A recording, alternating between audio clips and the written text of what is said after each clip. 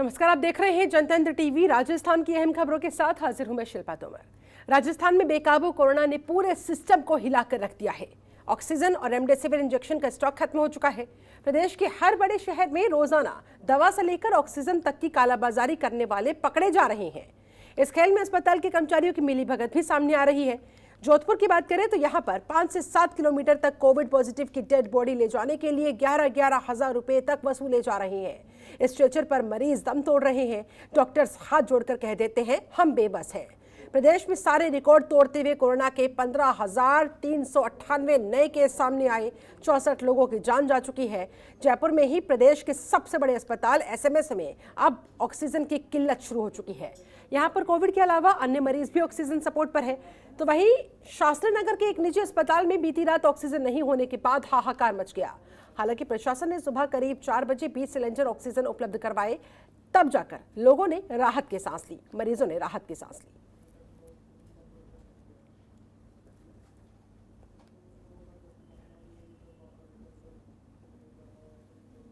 वहीं भरतपुर में ऑक्सीजन की कमी के बाद ब्लड की किल्लत से लोग परेशान हैं। इसको लेकर अब अस्पताल प्रशासन की चिंता बढ़ती जा रही है, क्योंकि एक तरफ कोरोना के बढ़ती मामलों को देखते हुए सरकार ने अस्पतालों को ब्लड की उचित मात्रा स्टॉक में रखने के निर्देश दिए हैं, लेकिन दूसरी तरफ अस्पतालों की ब्लड बैंक में ब्लड खत्म होने लगा है, जिसकी वजह से कोरोना के चलते रक्तदान शिविरों का आयोजन भी बंद हुआ है। जिला अस्पताल के ब्लड बैंक के इंचार्ज डॉक्टर राजेश गुप्ता ने बताया, ब्लड बैंक में इस समय महज 125 ब्लड यूनिट ही बची हुई है, जबकि रोजाना के हिसाब से यहाँ पर करीब 500 यूनिट का स्टॉक जरूरी होता है।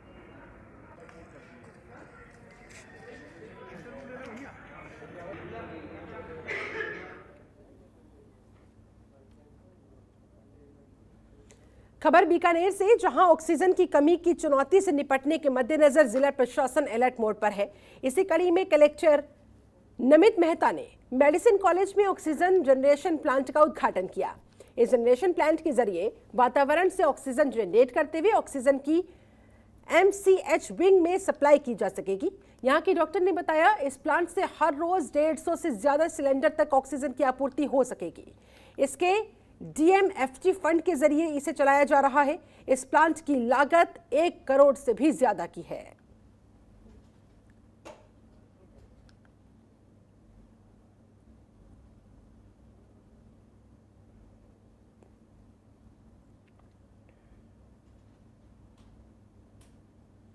वहीं जयपुर में जिलाधिकारी अंतर सिंह नेहरा ने कोविड-19 की स्थिति पर कई दिशा निर्देश दिए।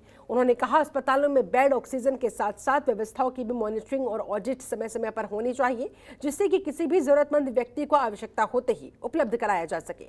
इसी के साथ डीएम ने कहा, कोविड की वजह से शहर के अस्पतालों पर ज्यादा दबाव पड़ता जा रहा है। ऐसे में अस्पतालों में व्यवस्थाओं को बनाए रखते हुए सभी नोडल अधिकारी ऑक्सीजन, दवा, बेड, आईसीयू, अन्य सुविधाओं का सही मॉनिटरिंग करें। इसी के साथ जिलाधिकारी ने सभी नोडल अधिकारियों को कहा है कि वो समय समय पर अस्पतालों का निरीक्षण करें, हालातों पर ग्राउंड लेवल पर जाकर अपनी नजर बनाए रखें।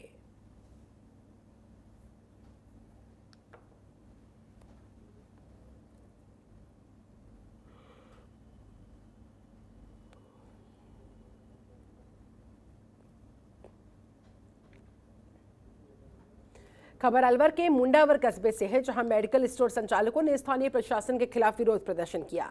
इन लोगों ने प्रदर्शन करते हुए अनिश्चितकाल के लिए दुकानें बंद कर दी, जिस वजह से मरीजों को काफी परेशानियों का सामना करना पड़ा। बता दें, क्षेत्र के 4 मेडिकल स्टोर के तहसीलदार और नायब तहसीलदार ने चालान काटे थे, जिसे लेकर मेडिकल स्टोर संचालकों की ओर से प्रशासन पर जबरन परेशान करने का आरोप लगाते हुए कुछ इस तरह से मेडिकल स्टोर संचालकों ने अपनी दुकानों को बंद रखकर ये प्रदर्शन किया, विरोध व्यक्त किया, अनिश्चितकाल के लिए दुकानें बंद कर दी, जिसकी वजह से मरीजों के परिजनों को परेशानियों का सामना करना पड़ा, जिन्हें दवाओं की आवश्यकता थी।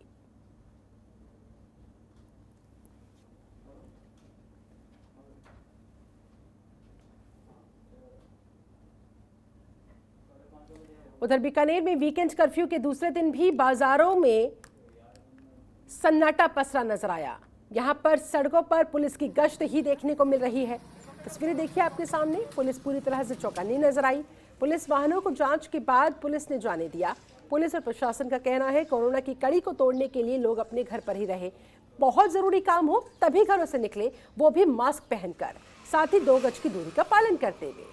और इन्हीं तमाम गाइडलाइंस का पालन धरातल पर हो रहा है नहीं हो रहा है, इसके मद्देनजर ये देखिए पुलिस पूरी तरह से चौकन्नी नजर आई। चेकिंग अभियान भी वहां पर चलाया गया और अगर कोई भी व्यक्ति बेवजह घर से बाहर निकला हुआ नजर आया, उनके खिलाफ कार्रवाई की गई। ये देखिए तस्वीरें आपके सामने।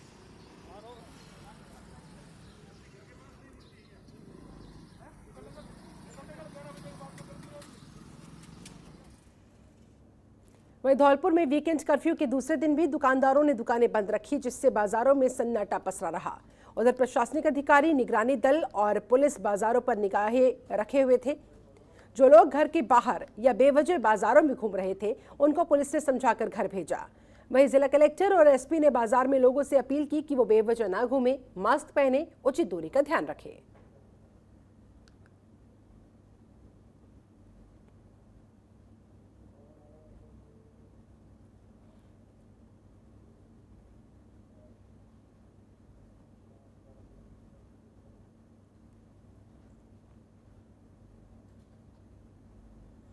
उधर बारां जिले में वीकेंड कर्फ्यू का व्यापक असर देखने को मिला है। यहां 2 दिन के कर्फ्यू के चलते रविवार को बाजार पूरी तरह से बंद रहा, जिसकी वजह से बाजारों में सन्नाटा पसरा नजर आया।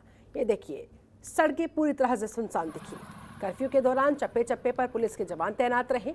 पुलिस की ओर से पूरे शहर में सख्ती बरती गई। जो लोग बाइक पर बेवजह घूमते नजर आए, पुलिस ने उन्हें खदेड़ा भी।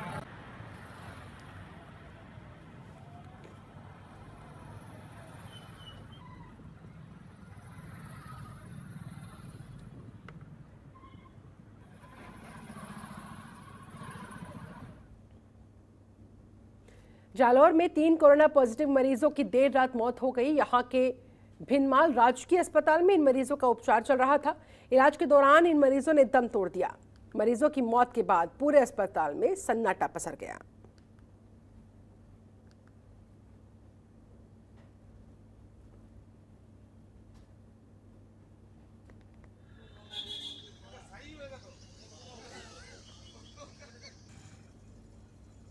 वहीं बांसवाड़ा जिले में कोरोना का कहर बढ़ता ही जा रहा है, जहां कई परिवार कोरोना से संक्रमित हो रहे हैं।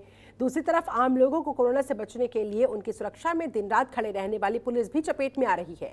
आलम तो यह है कि शहर कोतवाली में कार्यरत 12 पुलिस के जवान एक साथ कोरोना पॉजिटिव निकले, जिसके बाद थाने में हड़कंप मच गया।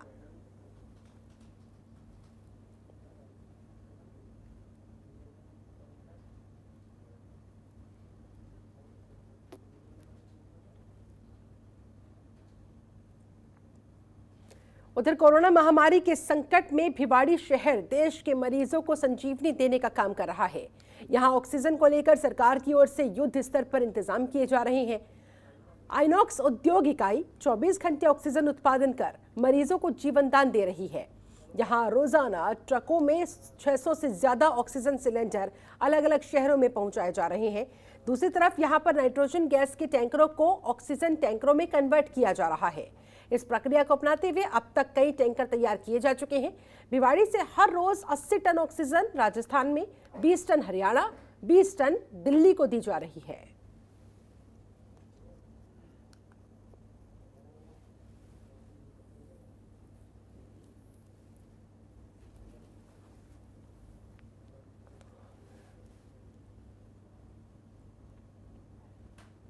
वहीं प्रदेश के परिवहन मंत्री प्रताप सिंह खाचरियावास ने विधायक कोष से 1 करोड़ रुपए जारी किए। मंत्री जी ने ऑक्सीजन कंटेनर्स, दवाइयां, इंजेक्शंस, मास्क, सैनिटाइजर और लोगों को राशन की व्यवस्था कराने के लिए ये राशि जारी की। साथ ही उन्होंने सभी विधायकों से अपील की है कि कोरोना की जबरदस्त महामारी है। इस वक्त सभी विधायक कोरोना संकट काल में जनता की सहायता के लिए 1 करोड़ से अधिक राशि जनहित में जारी की।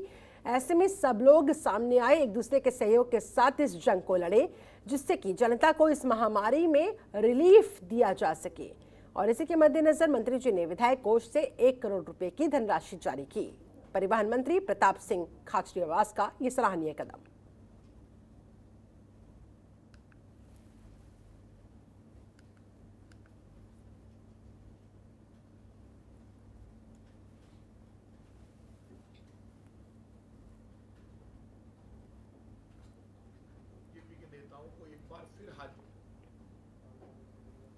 खबर हनुमानगढ़ जिले से है, जहां दबंगों ने एक व्यक्ति के घर पर जबरन कब्जा कर लिया। पीड़ित व्यक्ति ने कलेक्टर से मकान वापस दिलाने की मांग की है। पीड़ित और उसके परिवार की तरफ से कलेक्टर को बकायदा एक ज्ञापन भी इस समय दिया गया। पीड़ित का आरोप है दबंगों ने रंजिश के चलते उसके मकान पर कब्जा किया, उनसे मारपीट तक की गई। दबंगों ने यहां तक कि उन्हें जान से मारने की भी धमकी दी है। पीड़ित की शिकायत पर जंक्शन थाने में मामला दर्ज कर लिया गया है। कलेक्टर ने आरोपियों पर कानूनी कार्रवाई करने का पीड़ितों को आश्वासन दिया है।